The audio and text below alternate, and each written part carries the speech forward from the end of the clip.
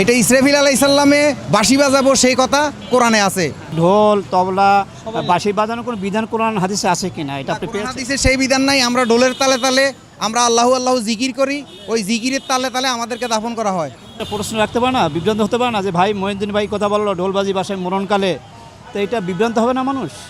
মানুষ বিভ্রান্ত হবে এই কারণে, মানুষের ভুল ব্যাখ্যার কারণে। যেমন মোবাইল আগে ছিল না, এখন মোবাইল চালান। এখন বর্তমান যুগ, এই যে মুক্তিযোদ্ধাদেরকে ঢোলবাসী, আগে কি মুক্তিযুদ্ধ হয়েছে? উহুদের ময়দানে শহীদ জীবন, এটা মুক্তিযুদ্ধ হয়েছে। তাইলে ওই সময় তো আর ঢোলবাসী ছিল না। তাইলে এখন বর্তমান যুগের হালে আমার কথাটা ছিল মরণকালে ঢোলবাসী বাজাবো কেন?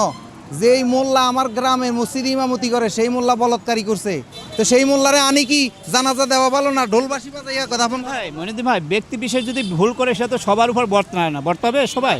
মানে আপনি একটা ভুল করছে বা আমি করছি মনে করেন, এটা কি সবার উপর বর্তাবে? দেশ জাতি সবার প্রতি এটাতে কেউ কামনা করে না। এখন আমার কথা হলো যে আপনি বলছেন যে কোরআন হাদিসে নেই, কিন্তু আপনি বলছেন যে আমার মরণ করলে ঢোলবাসী বাজায় ভাই, ও পীরের ভাইয়েরা বা আমার ইসের ভাইয়েরা, এই কথা তো কোরআন হাদিসে নাই, এটা তো বাস্তব, তাই না ভাইয়া? তো এই কথাটা কি আপনার সংশোধন করা উচিত কিনা, আপনি কি মনে করেন? না, এটা আমার জন্য প্রযোজ্য। আমি যেহেতু বলছি আমি মরার পরে আমার মরণকালে ঢোলবাসী বাজাবে, এটা আমার জন্য প্রযোজ্য, আপনাদের কারোর জন্য প্রযোজ্য না। কেন বলছি?